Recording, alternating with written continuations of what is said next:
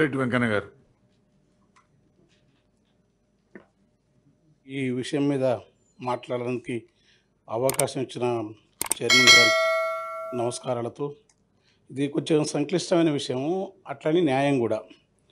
ఈ భారతీయ అంటే ఎక్కువ సమయం తీసుకుని, కానీ చాలా ఇది భారత సమాజంలో అశేషమైన మెజార్టీ ప్రజల, లేకుంటే అట్టడుగున ఉన్న ఈ శ్రేణులకు సంబంధించిన ఈ విభజన అనేది, దీని వెనుక 3000 సంవత్సరాల నాటి వర్ణ వ్యవస్థ, దాని అసమానత, నిచ్చెన మెట్ల వ్యవస్థ యొక్క దుష్పరిణామ ఫలితంగా ఈ దేశంలో వృత్తులు ఘనీభవించి శ్రమను కొందరు కొన్ని పనులు చేయాలని దానివల్ల వచ్చిన దాని ఫలితం చిలికి తరాల కొద్దొచ్చి రిజర్వేషన్లు అనే హక్కు సాధించి అంబేద్కర్ ఎత్తిన తర్వాత దళితులలో అటు ఉత్తర భారతదేశంలో మొదట వాల్మీకులు చమార్లకు వ్యతిరేకంగా, అంటే ఇక్కడ మాదిగలకు సమానమైన చమార్లకు వ్యతిరేకంగా మొదలైంది ఆ ఉద్యమం.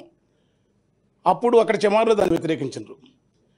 ఇక్కడ రిజర్వేషన్ అప్పుడు దాంట్లో కొన్ని సదాలక్ష్మి కానీ ఆ రోజుల్లో, అయితే మహేంద్రనాథ్ లాంటి పెద్ద ఆయన ఏంటంటే ఆ రోజుల్లో మాదిగలకు అవకాశాలు తక్కువ అంటే ఒక మాట అనేది ప్రత్యక్షంగా చాలామంది తెలుసు ఆయన దగ్గర. మాదిగ మాల ఎవరికి తక్కువ, మాదిగలకి తెలివేందుకు తక్కువ ఉంటుంది, మాదిగలు ఎందుకు వెనుకబడతారు, ఇది కరెక్ట్ కాదని యూనిటీ కోరుకున్నారు. మాదిగల్లో కూడా ఆ రోజు ఉన్నారు. భాగ్యరెడ్డి ఓనవ కానీ, అరిగ రామస్వామి కానీ, నాగయ్య లాంటి వాళ్ళు మొదలుకొని జేబిరాజు లాంటి వాళ్ళకు చాలామంది ఈ సమాజం ముందుకు రానికే పనిచేసినారు. అది వివరాల్లోకి పోను. కానీ ఒరిగి, ఎందుకంటే ఇది చాలా పాలకులు ఎవరైతే ఉన్నారో ఏ పార్టీ అయినా సరే ఈ విషయంలో ఆయా సమూహాల నుంచి ఆవేశం రావటం, వాళ్ళు దీనిపైన ఆవేదనతో మాట్లాడడం బాగుంది. కానీ ఈ వ్యవస్థ ఇంతకాలం జరుగుతూ ఉన్న ఈ అసమానత్వాన్ని, కులాన్ని, మేము ఛాయ తాగితే గ్లాసులు మైలబడిపోతాయంట, మేము మొక్కితే దేవుడు మహిమగోలుపోతా అంట, మేము గుళ్ళె కడుగు పెడితే గుడినే వెలివేస్తారంట, గాలి వీల్చి వదులుతున్నాము గాలిని కూడా వెలివేస్తారా, వెలిగే పొద్దుల తిరుగుతున్నాము పొద్దును కూడా వద్దంటారని అడిగిన ప్రశ్నలకు ఇన్నేళ్ల నుంచి కూడా సమానం చేయకుండా, కొంచెం నేను ఎక్కువ టైం తీసుకున్నాను, చాలా ఆవేదనతో మాట్లాడుతున్నాను. చుండూరులో 9-10 మందిని బలిదానం చేసి రక్త క్షేత్రాలు జరిగితే ఇదే న్యాయ వ్యవస్థలో ఇంతవరకు వాళ్ళని ఎవరు చంపిన తెలియదు. లక్ష్మీపేటలో ఏమి జరిగింది తెలియదు. కారంచేడులో ఇప్పటివరకు ఏం జరిగింది తెలియదు. న్యాయ వ్యవస్థ పట్ల కూడా మాకు గౌరవం ఉంది, అత్యున్నత న్యాయస్థానం. పైగా జస్టిస్ చంద్రచూడ్ లాంటి మహానుభావులు, ఎందుకంటే వాళ్ళ నాన్నగారు సీనియర్ చంద్రచూడు, వీళ్ళంతా కృష్ణయ్యరు, లేకుంటే భగవతి, చిన్నపరెడ్డి, ఆ పరంపరలో నుంచి వచ్చిన ఒక ప్రగతిశీల అభ్యుదయ భావాలను న్యాయమూర్తిని ప్రజలు గౌరవిస్తున్నారు. ఈ సందర్భంగా మాట్లాడుతూ ఇంతకాలం ఉన్నదాన్ని రాష్ట్రాలకున్న చేసుకోవచ్చని చెప్పే దగ్గర ఈ వర్గీకరణ చేసే సందర్భంలో ఈ ఉద్యమం రావడానికి కారణం ఏంటంటే ఈ వర్ణ వ్యవస్థ సృష్టి అసమానతలో కొందరికి కొంత అవకాశాలు, అంటే చరిత్రలోనే 3000 సంవత్సరాల నుంచి వీళ్ళ మధ్యలో మాదిగల మధ్య విభేదాలు ఉన్నాయి. ఇప్పుడు మాలలు కూడా బాధపడవచ్చు. కానీ పద్మనాయకుల యొక్క సింగభూపాలునికి రేచల్ర రుద్రుడు సమానమై, లేకుంటే బ్రహ్మనాయుడికి కన్నమదాసులుండి ఆ రోజుల నుంచి కూడా వీళ్ళ మధ్య శైవ వైష్ణవ తేడాలు ఉన్నాయి. మాదిగల మధ్య తేడాలు ఉన్నాయి, వృత్తుల్లో తేడాలు ఉన్నాయి. కనుక కొంత అవకాశం శైవమేమో మొత్తం రెబలుగా ఉంటుంది, వైష్ణవేమో వ్యావహారిక సత్యము, తిరునామాలు, చక్రాంకితాలు, పట్టు పీతాంబరాలు, కర్ణకుమక ఇట్లాంటి జీవిత సత్యం వల్ల బాగా మాలలను కొంచెం దగ్గర తీసుకొని జిటప్రోలు సంస్థానం లాంటి సంస్థానంలో 300 ఎకరాలు మాల సంజనకు ఇచ్చినారు ఆ రోజుల్లో. అంటే ఇవన్నీ చరిత్రలకు పోనా అట్లా మాలలకు కొంత అవకాశం ఇచ్చినారు వైష్ణవ సంస్థానాలు, వైష్ణవ ప్రభువులు. కనుక మాలలు కొంచెం ఒక మెట్టు ముందున్నది వాస్తవం, అది పై మెట్టులో. కానీ ఆ తర్వాత నిజాము వచ్చిన తర్వాత మాదిగలకు కూడా అంతే సపోర్ట్ ఇచ్చినారు. వరంగల్ జిల్లా లాంటి ప్రాంతంలో ఇప్పుడు ఈ ఉద్యమంలో ప్రధానమంత్రి కృపాకరు అని మాట్లాడతాడు, మంచి కవి రచయిత. వారి సాచరి జూపాక సుభద్రలో వాళ్ళకి 30 ఎకరాల భూములు ఉంటాయి. మాదిగల మధ్య కూడా తెలంగాణలో మాదిగలకు చాలా చోట్ల భూములు ఉంటాయి.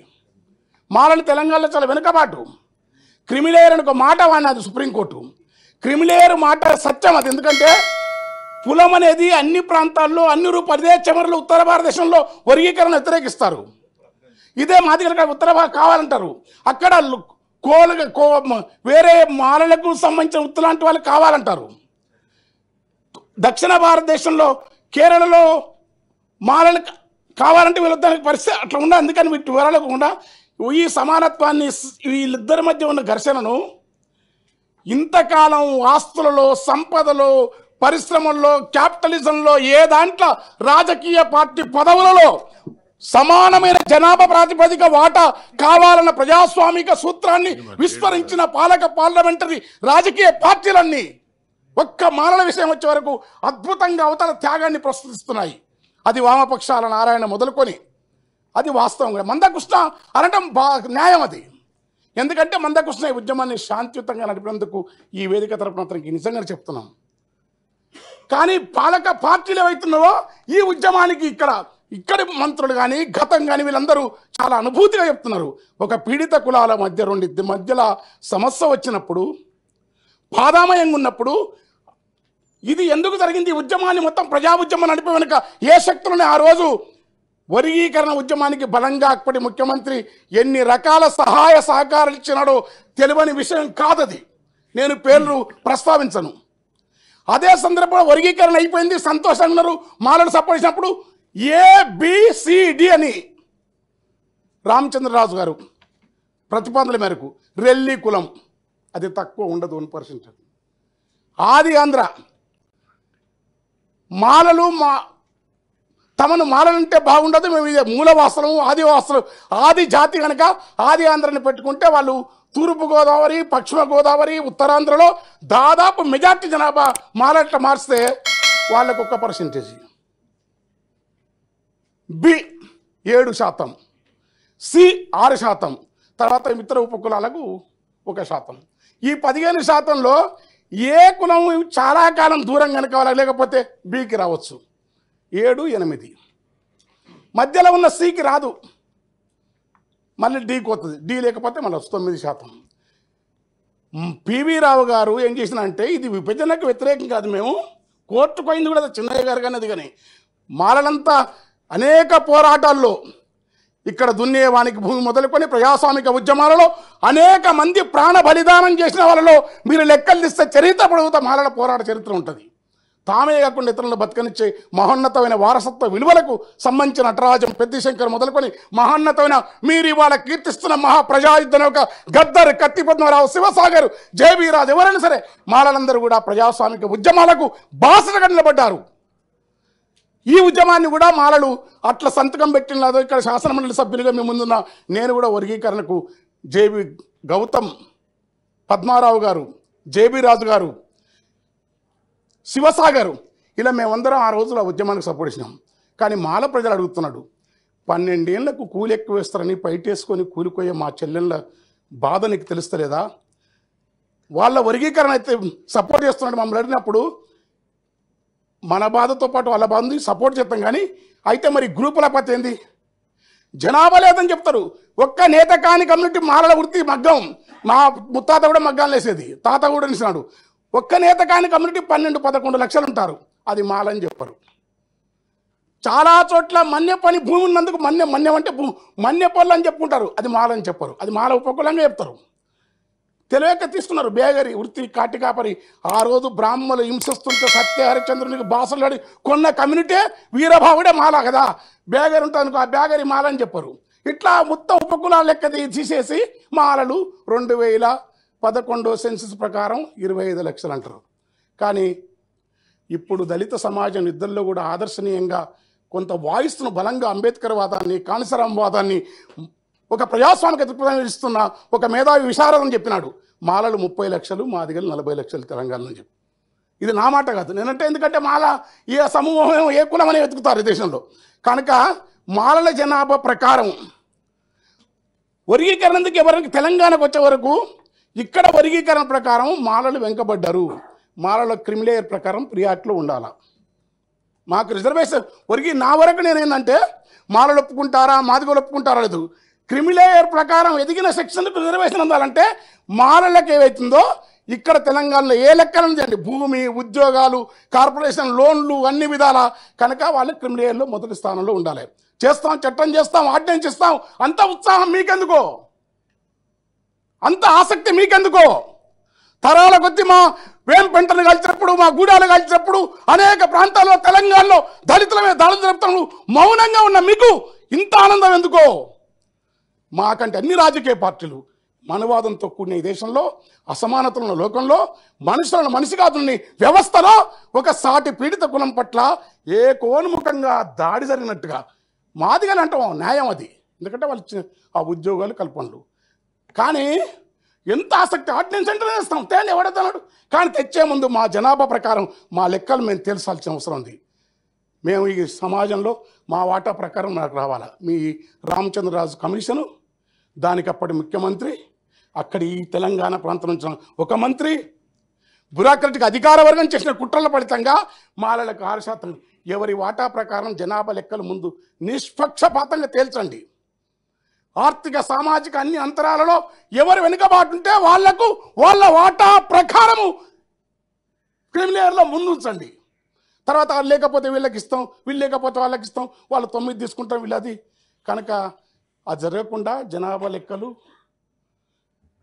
తర్వాత ఉషా మెహ్రా కమిషన్, తర్వాత అమరత్వం చెప్తుండ్రు. మాలలను గుర్రాల మీద వర్గీకరణకు వ్యతిరేకంగా ఏ సమాజం అయినా సరే ఆకలి ఉన్నవాడు మా ఇంత డెమోక్రటిక్గా ఆలోచించలేరు. పేదరికం, దుఃఖం ఉన్న వాళ్ళ అమాయక ప్రజలు వాళ్ళు పోతే గుర్రాలతో తొక్కించి చంపేసిన దాని మీద ఒక్కరూ కన్నీళ్ళు గార్చరు, ఒక్కరు ప్రస్తావించరు. ఇప్పటికీ ఎంతమంది బాధపడ్డారు. ఇదే పాలక పార్టీలు తెలంగాణ వచ్చిన తర్వాత ఒక దళితుని గుద్ది సంపితే కూడా ఎవరు పాకెట్ పెట్టుకోరు. కానీ మా విషయం వచ్చే వరకు మా మధ్యలో ఈ సమస్యను పెంచాలనే పద్ధతిలో కాకుండా ప్రజాస్వామికంగా నేను విజ్ఞప్తి చేస్తున్నట్టే అటు మాలలకు కూడా మన వాట ఎవరి దజాదాక్షిణాలకు ఎవరి సొమ్మును ఎవరు గుంజుకొని తినవలసిన అవసరం మనకు లేదు. అది మనం తర్వాత నిజంగానే ఉద్యమాలు ఉంటే అలగాల్సింది మాలలు. ఈ రాజకీయ పార్టీలో మన వాటా ప్రకారం, మాదిగల వాటా ప్రకారం ఉమ్మడిగా మనకు రావాల్సిన వాటాను లాగే ఉద్యమాన్ని తీసుకోవాలా. ఈ దేశంలో భూములై పలుగురాళ్ళు ఎత్తిపోసి పాముల పుట్టలు తవ్వి పరికి కంపలరికి ముండ్ల దుక్కునేరి మన నెత్తులు పోసి భూములు సాగు చేస్తాయి. భూముల్లో వాటా ఇట్లా పరాయీకరణను మనం తెలుసుకోవాల్సిన అవసరం ఉంది. ఇక్కడ మొత్తం ఈ సంపదను, ఈ పరిశ్రమని ప్రైవేటైజేషన్లో రిజర్వేషన్ పాలసీని తుంగలు దక్కుతున్నప్పుడు వాటి కోసం ప్రైవేటు భాగస్వామ్యంలో కూడా రిజర్వేషన్ రావాలని మారలు పోరాడాలి. మాదిగలకు వ్యతిరేకంగా పోరాడితే అది తప్పుడు సంకేతాలు పోయి ఈ దేశంలోని పాలకవర్గ సంపద పెట్టుబడి చేతుల్లో ఉన్న స్వార్థపూరితమైన నాయకులకు ఒక వత్తాసును, ఒక ఆయుధాన్ని మనమై మన వ్యతిరేకంగా ఒక ఆయుధాన్ని ఇచ్చినట్టు కనుక మాలల నిగ్రహంతో వివరించాలా. మాదిగలకు జరిగే మేలును అంగీకరించాలా. పోతే 2 కొలువులు. అదృష్టవశాత్తు గత ప్రభుత్వం మన చైతన్యం వల్ల ఇవాళ ఉమ్మడి తెలుగు రాష్ట్రాల్లో సంపద ఉన్న వాళ్ళలో వివేక్ వెంకట స్వామి లాంటి ఒక పారిశ్రామికవేత్తను సంపన్నును సృష్టించగలిగినది. 4-5 సంపన్నుల్లో అట్లా మన కమ్యూనిటీ కానీ మాదిగలకు విజ్ఞప్తి చేసినట్టు, మాలలకు విజ్ఞప్తి చేస్తుంటే అట్లా మీరు ఎదిగిన వాళ్ళు మీ సమాజానికి పనిచేయాల్సిన అవసరం ఉంది. మాదిగలకు వచ్చేది తీసుకోవాలా, కంపల్సరీ ఇవ్వాల్సిందే. ఈ బాధ కన్నా, ఈ అపోహల కన్నా, ఈ ఇద్దరి మధ్యన వైషమ్యాల కన్నా ఈ దళిత సమాజం అంతిమంగా మళ్ళీ వీళ్ళ దళిత సమాజానికి రావాల్సిన హక్కులు మాదిగలకు ఇస్తూనే మా జనాభా ప్రకారం మాకు ఇవ్వాలా. ముందు జనాభా లెక్కలు తెచ్చండి. మన్నెపోళ్ళు, మాలోళ్ళు, వలియదాసరి, బ్యాగరి, మాలమాస్టి ఇలాంటి కులాలన్నీ ఏవైతున్నావో మాల ఒప్పుకున్న నేత కానీ మా లెక్కలేస్తే మాల మాదిగల మధ్య నాకు తెలిసిన ప్రకారం ఒక్క 5% మాత్రమే జనాభా తేడా ఉంది. విశారదం లాంటి వాళ్ళు మంచి చెప్తున్నారు. కానీ కొందరు నాయకులు ఈ పార్టీలో ఉండి ఆ పార్టీలో కొన్ని వాళ్ళు మధ్య దళితులు కూడా వాళ్ళు ఎంత ఉండాలి, 12, మనం 12 ఉన్నాం, మొత్తం ఉండండి. ఇంకా మాకు రిజర్వేషన్ అనేది ఒక మనుషులను తమను తాము నిజంగా చెప్తున్నాం. కానీ దళితులు ఆత్మగౌరవంతో రేపు అంటే మేము రిజర్వేషన్, మేము బానిసలం, మేము అడుక్కుంటాం. కానీ కాదు, మేము మనుషులము. వీధిలో కొలువైనవో ముని ఒక్క దళితవాడ కదా అంబేద్కరు. నీ అంతరంగమే కరుణకు ఆలయం భయ అంబేద్కర్ హితకర భరత జాతి ఖ్యాతి నీవని అంబేద్కర్ వారసత్వంతో ఉంటే అంతిమంగా మనమే ఈ రిజర్వేషన్ అనే చిన్న ఉపశమనపు భిక్షాన్ని తీసేసి రాజ్యాధికారమే కాదు, మనం బతుకుతూ ఇతరులను బతుకు సమాజం కోసం పోవాలి. మా జనాభా ప్రకారం మాలల జనాభా చేయండి, నిష్పక్షపాతం చేయండి, నిష్పక్షపాతంగా గ్రూపులు చేయండి. అప్పుడు న్యాయంగానే ఎమోషన్ అయ్యి మాకంటే మా మాదిగల కంటే మీరు ఎమోషన్ అయ్యి మీరు ఉద్యమాలకు తీర్మానాలు చేసి మీరు సపోర్ట్ కొడితే అది మా మీద వ్యతిరేకత మీ వ్యతిరేకత మేము విడిపోయిన ఆనందమా మాకు తెలుస్తలేదు. దయచేసి మీరు అర్చించాలని కోరుతూ థ్యాంక్ యూ.